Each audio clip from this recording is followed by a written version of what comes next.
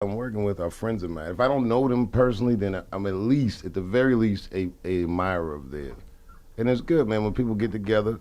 A lot of egos have to be pushed aside for us to all be able to work together. And it is a joy, man. But is it like an extra bonus? Like you knew you wanted to be successful in comedy, but then you've gotten to play this awesome sort of hip hop ambassador role as sort of a bonus. Like everyone in hip hop loves Chappelle and is willing to put their thing aside to come do your show, which is pretty cool. I mean, well, it's like everyone in the room, we're all part of the culture. We might not rhyme and stuff, but you know what I mean? Like if you have commentary on a rap record, people will give you legitimacy because you've proven that you're aware of this culture. You commentate on it, you know.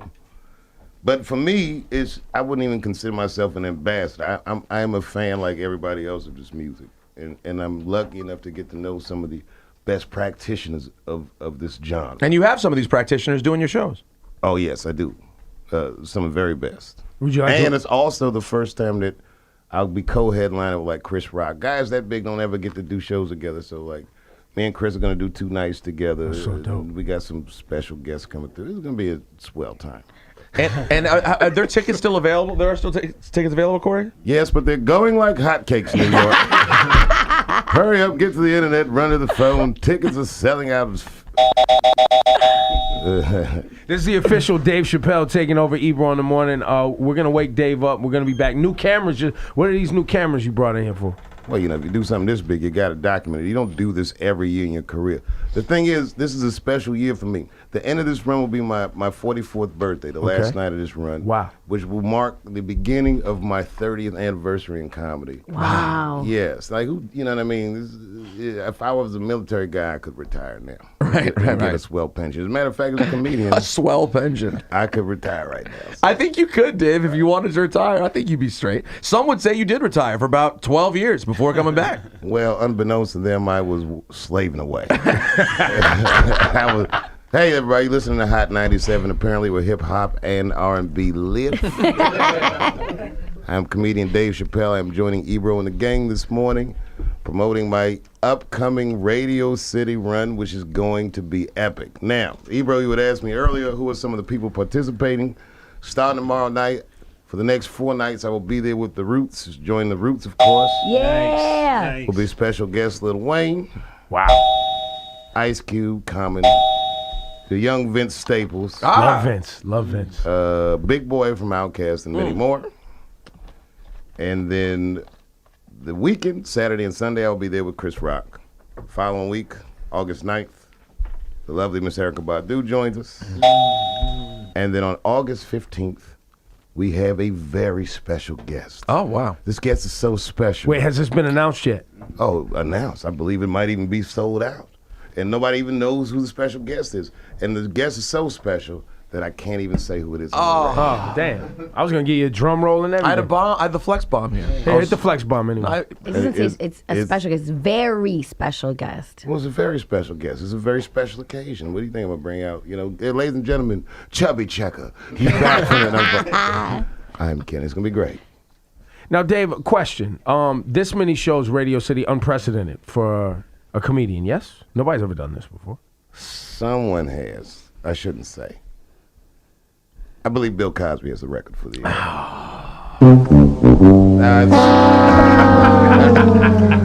That's hilarious. I mean, Rosenberg, you were really quick with that one, too, right? Oh, boy, yeah. Yeah, but but actually I think that at the end of this run, we will exceed that attendance record.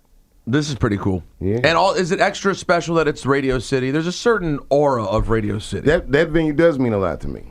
You know, like the first time that I did a show that was larger than a comedy club was at Radio City. I was 19. I was opening for Aretha Franklin.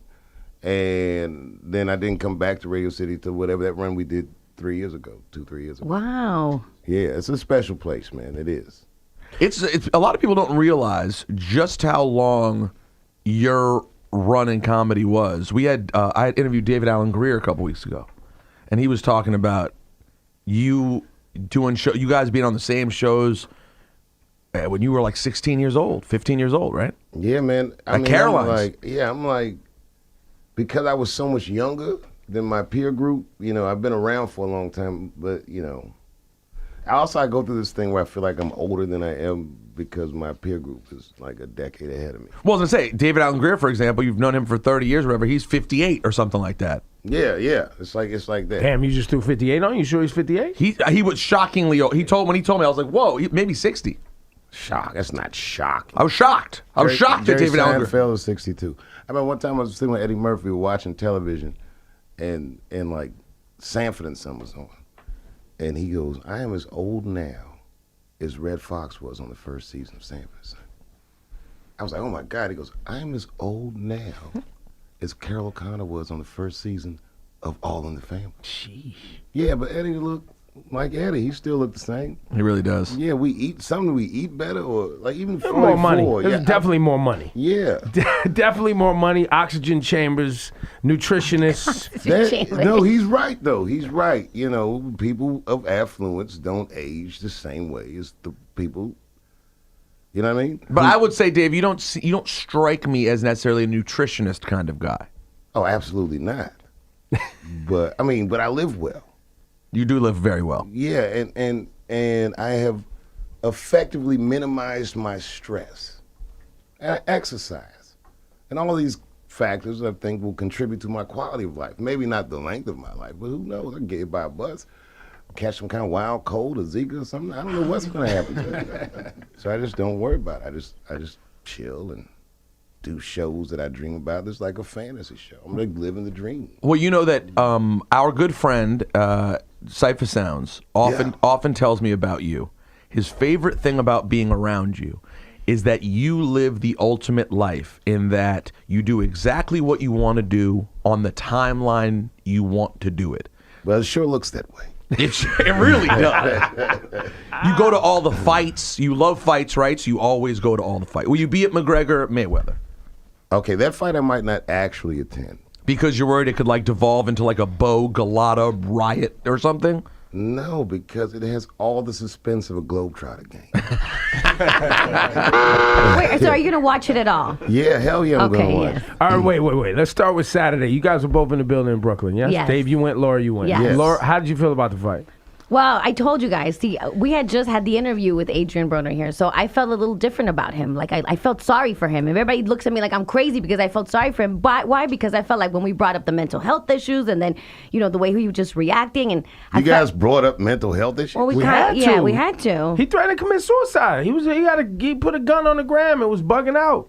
Oh, I didn't know that. Keep Yeah, going. and I just kind of He felt like, bugged and he was out. talking about how so many people depend on him, and I feel like everybody's using him, and I don't know. I had this character in my head, okay? You guys went that deep on morning radio? When- With Adrian Broner. You know, like, All the time. I thought people were driving their kids to school and all that. What about all that stuff? They gotta learn, man. They gotta so learn. when I was at the fight, I was feeling different. I didn't know that the whole entire Barclays Center hated him. Nobody was rooting for him, and he lost the entire fight.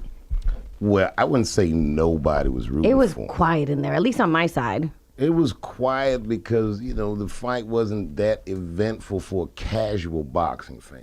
A real boxing fan is going to at least get caught up in the suspense of can these guys accomplish the things they're trying to accomplish within the parameters of a given round. But a casual boxing fan doesn't understand, like, why aren't they punching each other? At one point, Garcia was like, hit me, boom, boom, boom, boom. I did Did not they- hear him talking in there. Did you hear I Mike? read his lips. I saw him say, I did not see Mike in there talking. Hit me, I say. Rocky dialogue. wait, so are you? You're not interested. You're not particularly interested or excited by Mayweather McGregor. No, I didn't say that. I mean, it's exciting, but it's just like I'm not going to go and. I mean, listen, man. Listen, Floyd Mayweather's probably training as we speak. Yes. And as he's training, do you know what Conor McGregor's doing? Learning how to box. right. So he can fight a guy that was born with boxing gloves on. Right. 10-ounce gloves. So it's just like, I just don't see how McGregor can do it. And in your situation, when you go to a fight, you sit in the most expensive seats in the house. And are they always comped when you get those seats? You sometimes have to pay, right? Of course, yeah. So you have to weigh, if you're going to buy the most expensive ticket, is it worth it to drop $70,000 to go watch this fiasco? Now, I will say about the McGregor-Mayweather fight that it's such a spectacle that in and of itself is worth seeing. that I feel like no matter what happens, Conor McGregor is a very big winner and talked himself into a lot of money. It's his first fight, and he gets to fight the very best. And I just feel like that's what the fight's gonna look like. Yeah, I agree with you. Do you? We got a little bit weirded out when the racial overtones have gotten a little. You said it off the air earlier, but I'll say it. Boxing's racist and been racist a long time. I'm going with Floyd Mayweather just because he's black, not because I like him as a person. And I know he's a better fighter. You know, I honestly, man, the racial overtone, I mean, for what I do, my ears are a lot less sensitive than most people's. And in my heart of hearts, I believe that these guys are great fighters. You know, McGregor's from a different genre of fighting, but it's not like I don't respect what he does. I just don't think he's as good at boxing. Specific, right. Right. So a lot of people will say Floyd Mayweather should act a certain way because of his stature or his celebrity. And I propose that perhaps his excellence is his message because he's really, really good at boxing. Like in that circle square, he might be one of the most competent people on earth. When he's doing what he actually does, he's great. And life is complicated. Everyone messes up in life, but can't everyone box that good? And so I enjoy Floyd Mayweather.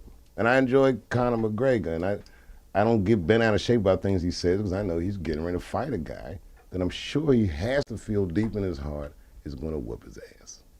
And it's a lot of money to take that ass whooping. I would let Floyd Mayweather beat me up for that kind of money. If he want to take a fight with me, I'd do it.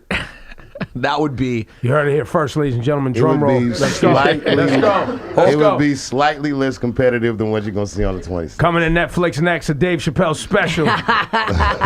Chappelle versus Mayweather. 1. I wouldn't even get my ass whooped though. Well, you just go down? Yeah, as soon as I open the bell win, I just jump on the floor, count to 10, and walk to the bank. Life goes on, man. I got no ego. Well, speaking of Netflix, were you happy with the way your specials were received? That's a good question. You know what? To be honest, yeah, sure. I mean, the one thing about putting anything out is you can't control how it's going to be received. And I think people were, by and large, very fair and thoughtful about how it was received. Are you working on another one? Oh, yeah. Yeah. Look out. There's another one coming soon. Are these Netflix people around us as we speak? No. But they are everywhere. I knew it. Dave, are you into the Jay-Z album? 444? Yes. Yeah, everybody's into that. Everybody? Well, you know, listen, man. I am 444. I'm turning 40. Everybody's turning 44. I'm turning 44, man. You know, this guy's saying stuff that I want to hear. And I can understand all the words. So you're not a big fan of songs where you can't understand the words? Oh, I didn't say that. I mean, but it's just a record for a person of my time, man. This guy. And it's the first time I think that a guy of his age can make a relevant record. And it's fun to see a genre like hip-hop be mature like this. This guy, Jay-Z is he's like a guy, he went to space and came back, bro. He's a billionaire from Brooklyn, from Marcy. I appreciate that. It's fun to see that. And we never knew that everyone thought hip-hop was a young man's game because it hadn't been around long enough to allow people to age.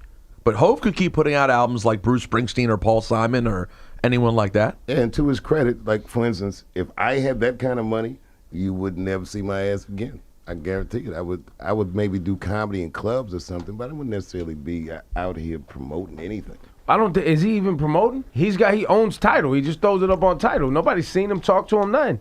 I don't think, he's with his babies. He's with the babies. He's going to go on tour when he wants to. On of his course. terms, Yeah, you make a good point. Yeah, I don't think, I don't see. You would too. If you owned Netflix, you would put up a comedy special when you felt like it. Or would I? Or not. Or not. Nah, I would, man. I mean, you know, I just respect the fact that he's been so true to the game for so long. How big a fan how early did you become a Hov fan? Because you're a real hip-hop head. Were you on Reasonable Doubt when it came out? Reasonable Doubt was a big record, man. Streets was watching. That was a big record. I mean, you know, I remember all that stuff. It was dope. It was fun to watch. Back in those days, too, I used to see him around in New York. Like, if you just go out at night, a couple spots, you'd always run into him. Like, during the Ascent, you just see him. And he got his varsity jacket fairly early. Yeah, legend status. Yeah, fairly early. He went damn near straight to the big kids table. Yeah, he did. He had a pretty quick We run. had Big Kids Table money early too. That was that helped. Yeah. Remember back in the day when it was a big deal that he made $100,000 at the Apollo? Yes. And now look at him. What's 50 grand to a guy like him? Please remind him. Did you? What other recent albums you been sitting with, Dave? Everybody loved that Kendrick record. That kid's doing it. That kid is a perfect reflection of many great influences. Like, you know, when he's probably coming up listening to music, I think he had a good diet. Yeah. Because the way he refines it, I like him. He's fun to watch too. Have you seen him live? Have you had a chance? Well, do the BET Awards count? Yeah. Oh, and then he opened for Kanye that one run. I seen him live. Oh yeah, that's right. Yeah, when he opened for Ye on was it Yeezus? What do you have you spent any time digesting the Hove lines on his album about Kanye? No, you know what, man? I don't get lost in the woods trying to decipher Jay-Z lyrics. If I really, really want to know, I'll call somebody and be like and ask them. Who's your go-to call for explain hip hop lyrics to me? I don't know, Mose if I could reach him, I guess. You had the chance to interview Kendrick for Interview Magazine. What was that like? And were you able to just talk to him about whatever you wanted? Yeah, man, he was pretty. He wasn't a defensive dude, man. I think he understood I came in peace, and I'm a fan of his. And I think the thing that I was impressed by him was that he sounded very introspective and thoughtful.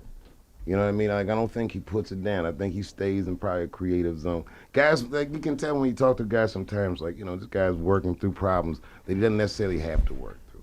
He's figuring it out. Yeah. And he's a smart dude, man. I enjoyed that conversation. Now, granted, when I